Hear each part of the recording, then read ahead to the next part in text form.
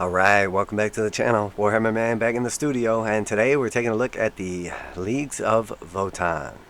But instead of just a regular old video where we take a look at the Warhammer article on our community website, I'm going to speculate a little bit as well. So, obviously, everybody knows the squats were coming back. They were announced on April Fools, and since then, it's been a slow rollout of one unit after another, kind of showing off the aesthetic and everything, talking a little bit about them and building some hype. And one thing I noticed was initially there was definitely like some hype in the community, just in general, but also just from the overall views and everything. But lately it is really fading. I mean, to the point where it's evident that no one cares. Now, I'm not saying there's nobody out there that's going to buy any of the new Leagues of Votann or the squats. But it's very clear that whatever momentum they had or whatever hype they had built up, that it is quickly fading.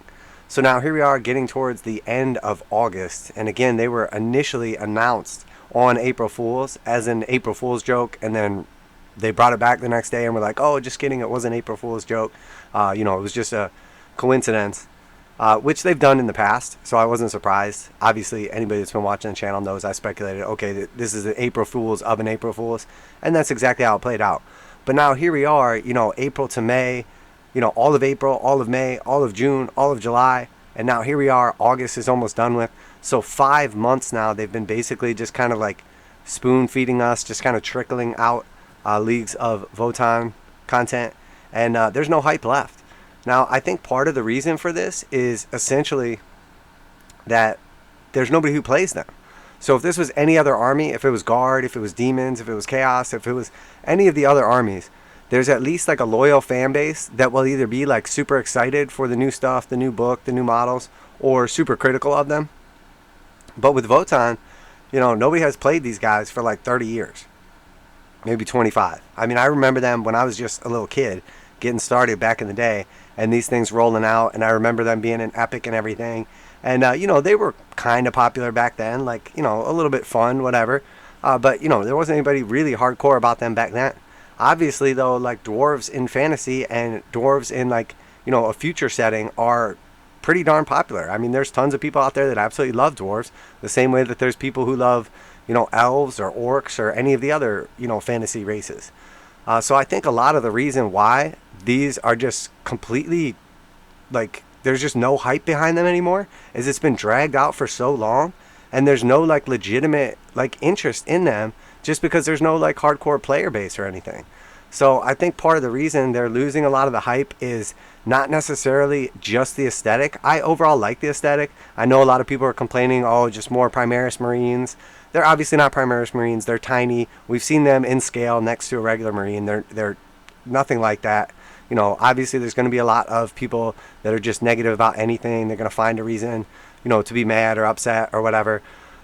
But I think overall, the main issue I have with them, and I'm going to be 100% straight up, is no beards. Like, for me, as soon as I saw they weren't going to have beards, I was like, oh, this is terrible. Like, some facial hair is cool. Some without facial hair is cool. Men, women, it's all cool. I'm good with all that. But there should be some beards. And we have not seen one legitimate, respectable beard. Now, I think for me, that's a big deal. Now, I have a giant, big, bushy beard. So maybe I'm a little biased. You guys let me know what you think. But if I had to guess, I would say the majority of Games Workshop's fans or customers probably have beards too. So the idea of not giving them beards, just seems like a big miss to me, obviously. And then, we got dwarf lore, like dwarf women in lore even have beards, and now we're not using beards at all. I don't know. So that's part of my speculation is basically, dragging it out forever, no hardcore player base, and lack of beards has just made these essentially just not that popular. So are the Leagues of Votann trash? No. I think the approach for it is trash, though. I mean, we don't even know at this point in time when we're potentially getting a book, let alone the first, models to come out. So, I mean, how long are we supposed to stay hyped up for these things and excited? And then in the meantime, how many other products have come out? The entire Horus Heresy range has basically come out since then. We've got a new edition of Warcry, new edition of Kill Team, seasons coming out, all kinds of new books for Sigmar, tons of 40k stuff, new codex after codex. I mean, how are we supposed to stay hyped for an army that nobody even plays with just like a trickle out, maybe like one reveal every like week or two over a 5-month period? The answer is we're not. It's obvious. I can tell. I can tell from the community. There's some people out there that are excited for these, I'm sure, but they are definitely in the minority. Now, when these actually come out, are people going to get excited and buy them and paint them and, have a following again? Sure, I definitely think they are. But one thing I've noticed is because they went like this new futuristic no beard route instead of like the old school traditional route, and then they went the traditional route in Necromunda, I've noticed actually that even the people that were excited about these are divided in half. Half of them love the aesthetic of Necromunda and like those ones and hate the new squats because they're just new and different and they just don't like them. And then the other half are like, oh, these are cool. They're definitely like futuristic version of the other ones, whatever. But now you've taken what's already a tiny little player base or, people that's interested, potential customer base, and then you split that in half and then you basically like drag them for 5 months now. And, that's just till today. Who knows? It might be another month, 2, 3. It might be next year before we even see these things. So are people still going to be hyped by then? Or by then, is it just going to be completely dead and there's no more interest left? I mean, we'll have to wait and see. But I personally, my hype has died down a ton. And I know a lot of other people's hype have died down as well. Now, was I planning on picking up a new army of Leagues of Votann and making them my key force? No, probably not. But would I buy some of them and probably paint them up and, convert them and mess around? Yeah, I would, definitely. Am I still going to? Probably, possibly, but I'm a lot less excited. So let's take a look at this article and then we'll wrap it up there. I really want to hear your guys' opinion though on this because overall I like the individual units. Most of the stuff has been cool, but aside from, the beards and the just overall kind of generic look, and just really just the slow trickle of information, models, units, previews, and no idea like when we're counting down to. It sort of feels like the ball dropping on New Year's Eve. Only it just keeps counting down. And, like, we don't know when it's going to stop. Like, it's not just counting down to 0. Like, oh, if we just make it till Christmas, then we get our squats, then we get our Leagues of Votann. But instead, it's sort of just, like, counting down, and it's just random numbers. So we don't even know when it's going to end. So let me know what you think down below. Are you excited for these? Are you going to buy them? Were you hyped initially, and now you're not? Should they have at least done, like, a kill team or something of these guys so we can get our hands on them and get excited and get a couple painted up so now we're, like, hooked? I think so. So let's take a look. Drop the wrench and pick up a cannon. The Brokhyr Thunderkyn are marching to war. Brokhyr Thunderkyn. Interesting. So it looked like some heavy shooters right here. I've seen plenty of awesome Leagues of Votann technology already, from the nimble Segators and the thundering Einherjar exo armor, but we've only scratched the surface of the ingenious kin that created all. It's the job of the Brokhyr to toil in forges, and when the oath bands head to battle, they strap into powerful exo frames to become the mighty Thunderkyn. Alright, so these guys are like in an exo suit. Definitely reminds me a little bit of that, who is that, Matt Damon movie, which was pretty cool. The powerful suits that they wear are adapted from rugged engineering rigs and allow the Brokhyr Thunderkyn to have the heaviest man-portable weapons the Leagues can muster with ease. Hordes of enemies fall before bolt cannon salvos, while heavy infantry find themselves pierced by the unstoppable lances of the SP conversion beamers. Okay, so I'm guessing these are the SP conversion beamers that we're seeing right here. They look pretty cool. They definitely have a little bit of that kind of like Imperium / Tau aesthetic. So these guys are like a little extra tall. I mean, they're basically like 1 foot extra tall as opposed to like the other ones. I do like them though. I think they look cool. I really do like the overall aesthetic of them. The only thing they're missing honestly, is some big bushy beards, in my opinion.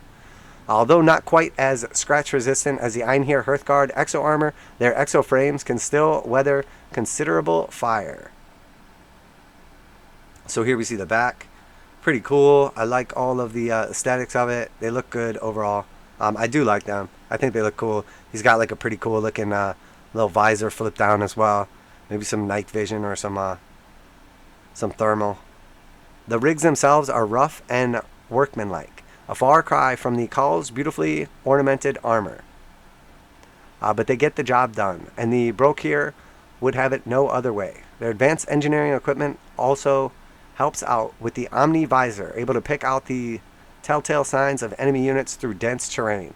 Okay, so that's the Omni Visor.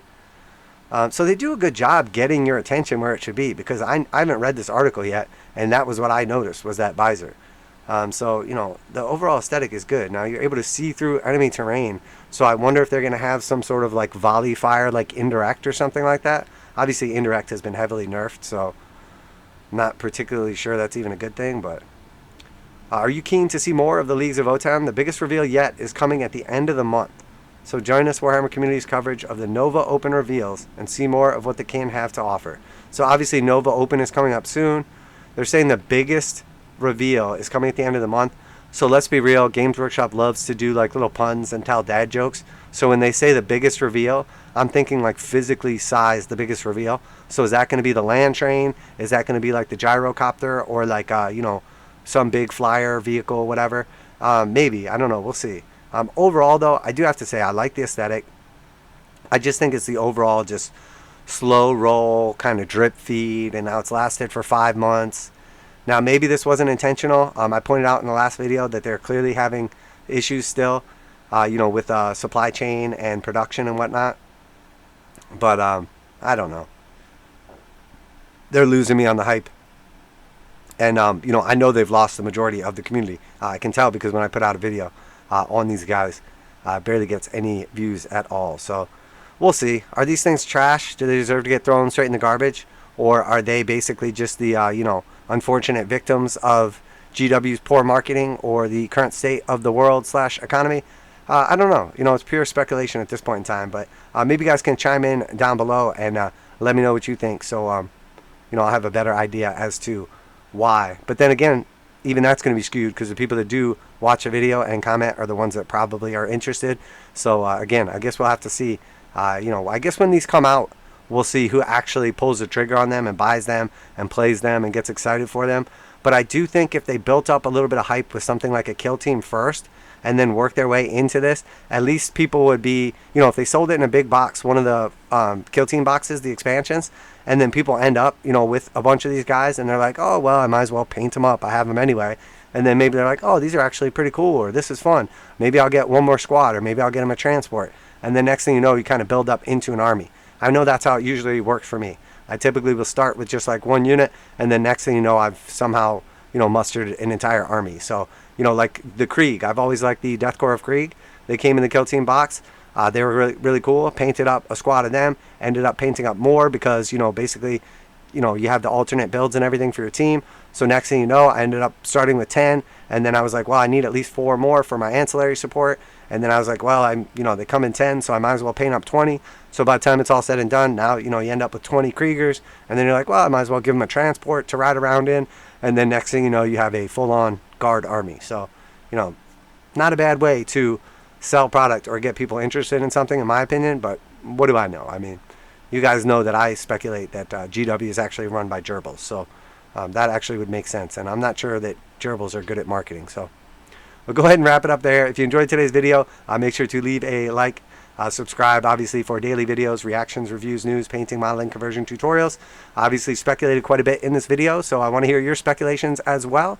And if you are into daily content for Warhammer 40,000, Kill Team, Necromunda, Age of Sigmar, Warcry, and of course some Horus Heresy as well, make sure to subscribe. So that's it for today. Warhammer Man Studios. I'm Warhammer Man. And are the Votann actually just trash? Or is GW just messing up? I don't know. Let me know. Warhammer Man Studios. I'm Warhammer Man, and I'm out of here.